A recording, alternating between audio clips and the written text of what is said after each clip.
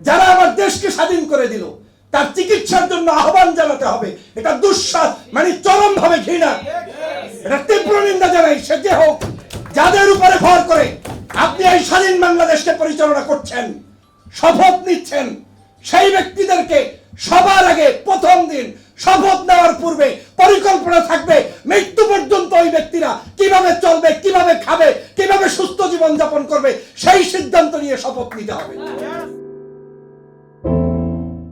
আজকে অত্যন্ত গুরুত্বপূর্ণ একটা বিষয় নিয়ে আমরা এখানে বসেছি। তর্ক বিতর্ক বাংলাদেশে আপনি যে কোনো ইস্যু দিবেন, সব ইস্যুতেই কথা হবে। এই দেশটা এমনই যে আপনি যদি সবকিছু ঠিক করে দেন, তারপরেও সেখানে কেউ না কেউ কথা বলার জন্য রাজপথে দাঁড়িয়ে যাবে, কেউ না কেউ প্রেস ক্লাবে দাঁড়াবে, সংবাদ সম্মেলন করবে। সংবিধানের যে একটা সংস্কার দরকার, এটা আমরা আজকে এসে এই জায়গায় বসে আমরা হয়তো অনেকেই অনেক কথা বলছি যে সরকার সাংবিধানিক কিনা, সরকার শপথ কিভাবে নিয়েছে, কিন্তু 5ই আগস্টের আগে কিন্তু এই কথাগুলো বাংলাদেশের কেউ বলে নাই। 5ই আগস্টের আগে সবাই বলেছে হাসিনার সংবিধান চলবে না, 5ই আগস্টের আগে সবাই বলেছি হাসিনার শাসনতন্ত্র চলবে না, 5ই আগস্টের আগে সবাই বলেছি এই হাসিনার স্বৈর শাসন থেকে আমরা মুক্তি চাই। ঠিক কিনা বলেন? যদি সেই কথাটাই সঠিক হয়, তাহলে আজ আবার কোন কারণে আমাদেরকে এই জায়গাটায় মতনৈক্য সৃষ্টি করতে হবে? নিশ্চয়ই ক্ষমতা, নিশ্চয়ই পাওয়ার, নিশ্চয়ই আমার ব্যক্তিগত কোনো ইচ্ছা অথবা অনিচ্ছা রয়েছে এখানে। এই কারণেই 53 বছরে আজ পর্যন্ত আমরা সাংবিধানিক সংস্কারে হাত দিতে পারি নাই, রাজনৈতিক বৈষম্য দূর করতে পারি নাই, দলবাজি করেছি, চাঁদাবাজি করেছি, টেন্ডারবাজি করেছি, টাকার পাহাড় গড়েছি, কিন্তু জনতার কোনো সরকার এবং জনগণের জন্য যে চাহিদামূলক কর্মপদ্ধতি, সেটা আজও বাংলাদেশে বাস্তবায়ন করা সম্ভব হয় নাই। এবং সেটার মূল কারণটা, গত 16টি বছর যেহেতু একাধারে আওয়ামী লীগ ক্ষমতায় ছিল, এই শেখ হাসিনার স্বৈরতান্ত্রিক কারণে বাংলাদেশের একজন শিক্ষক থেকে শুরু করে আমার তো মনে হয় মুদি দোকানদার কে হবে, এটাও শেখ হাসিনার গণভবন থেকে নির্ধারিত হতো যে ওই চায়ের দোকানে ওই লোক হইতে হবে যেই লোক শেখ মুজিবের বন্দনা করবে, যেই লোক শেখ হাসিনার নামে সকাল সন্ধ্যা সেজদা দিবে, সেই লোকই চায়ের দোকানদার দিতে পারবে, এর বাইরে কেউ হবে না। আর সে কারণেই আজকের এই যুব সমাজ ক্ষিপ্ত হয়েছে। আপনি বিবেকের কাছে প্রশ্ন তুলুন। আমরা যারা অন্তত পক্ষে বাংলাদেশের আমাদের সিনিয়র নাগরিকরা এখানে উপস্থিত আছেন, ওনাদেরকে শ্রদ্ধা রেখে বলতে চাই যে আজকের এই যুব সমাজ কখন নেমেছে? যখন আমরা ব্যর্থ হয়েছি, বাংলাদেশকে সত্যিকার জায়গায় উপনীত করতে পারি নাই, তখন আমার ছাত্ররা পড়ার টেবিল থেকে বাদ রেখে, তার টিউশনের রুম থেকে বাদ রেখে, তিনি আমার জাতিকে উদ্বুদ্ধ করে তারপরে দেশটাকে উপহার করে দিয়েছে। আজ যেন ছাত্ররাই একটা মহাবিপদে পড়ে গিয়েছে বাংলাদেশের চিত্র দেখলে আমার মনে হচ্ছে। অথচ উচিত ছিল সবার আগে এই বাংলাদেশে যেই শিক্ষার্থীরা এই দেশকে স্বাধীনতার জন্য রক্ত দিয়েছে এবং পঙ্গু হয়েছে, এবং যারা নেতৃত্ব দিয়ে এই পিছনের সারিতে দাঁড়ানো আছে, ওদেরকে সবার আগে প্রেস ক্লাবে ক্রেস্ট দিয়ে, সার্টিফিকেট দিয়ে জাতীয় নাগরিকদের পক্ষ থেকে ঐক্যবদ্ধভাবে তাদেরকে সম্মানিত করা উচিত ছিল। কিন্তু আজ পর্যন্ত আমরা সেটা করতে পারি না, আর পারি নাই, এটাই আমাদের ব্যর্থতা। এ কারণেই আমাদের দেশে গুণীজনের জন্ম হচ্ছে না। আমিও একটা দলের বায়াস, আমি একটা আদর্শ বিশ্বাস করি। এ কারণে হয়তো অনেক সময় আমার এই কথাগুলো আমার লোকদেরও অপছন্দের কারণ থাকতে পারে, কিন্তু আমি তো যুবক, আমি তো এই মাতৃভূমিতে জন্ম নিয়েছি, আমি তো আমার এই যুবকদের পালস বুঝি এবং এদেশের জনগণ কি চায় সেটা আমি অনুভব করি। বারবার কত মানুষকে আর হত্যা করবেন? 2000 মানুষ হত্যা হয়েছে, তারপরেও কি আমাদের ঘুম ভাঙবে না? 50,000 মানুষ হসপিটালের বেডে কাতরাচ্ছে, তারপরেও কি ঘুম ভাঙবে না? লজ্জা হয় আমার যে আজ এই বাংলাদেশের স্বাধীনতা যারা এনে দিয়েছে, স্বাধীনতা বললে আবার অনেকের গা জ্বলে। হ্যাঁ, এটাও স্বাধীনতা।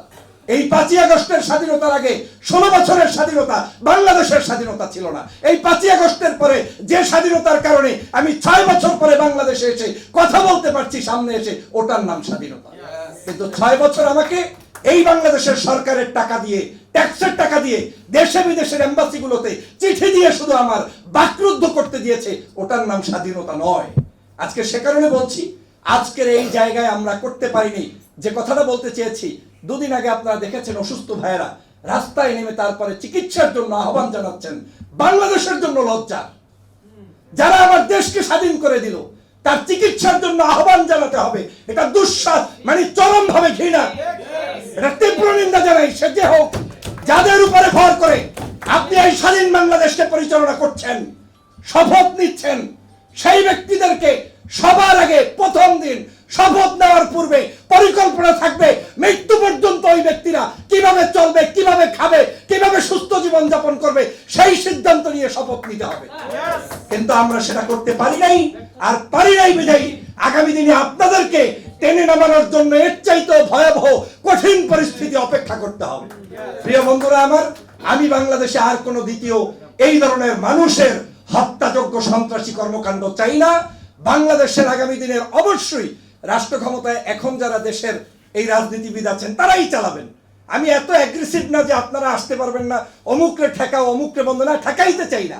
আমরা চাই সংস্কার করুন, যুবকদের পালস বুঝুন, প্রত্যেকটি রাজনৈতিক দলের মধ্যে নেতৃত্বের শিক্ষিত ভদ্র ইয়াং জেনারেশনদের নেতৃত্বকে পুনর্বহাল করুন এবং জাতীয় ঐক্য গড়ে তোলার জন্য হৃদয়টাকে প্রশস্ত করুন।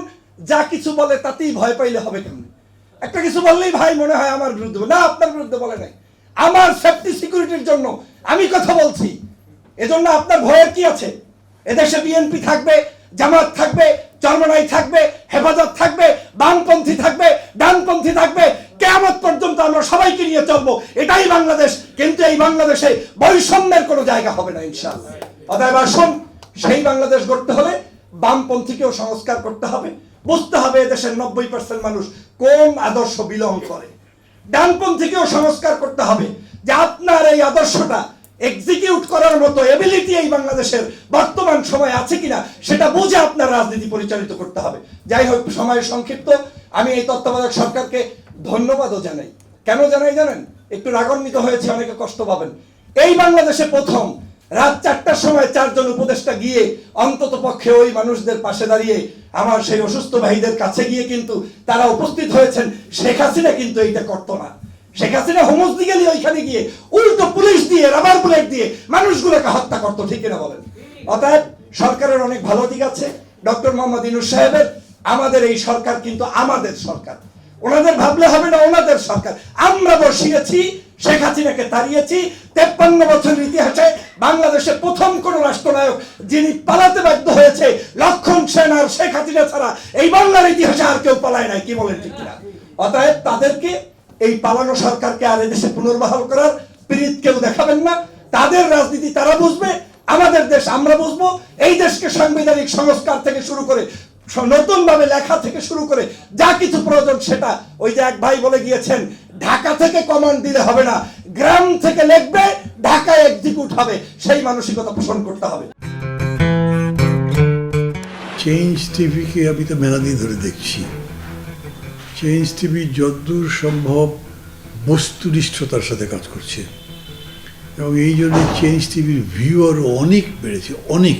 আমি নিজে যে অনেকগুলো সভা করে মানে এখানে ইন্টারভিউ করেছি, কোনো কোনো ক্ষেত্রে আমি দেখেছি মিলিয়নের মতো হয়েছে ভিউ, মানে অন্য কোনো জায়গায় এত হয় নাই। আমি মনে করি চেঞ্জ টিভি ভালো কাজ করছে।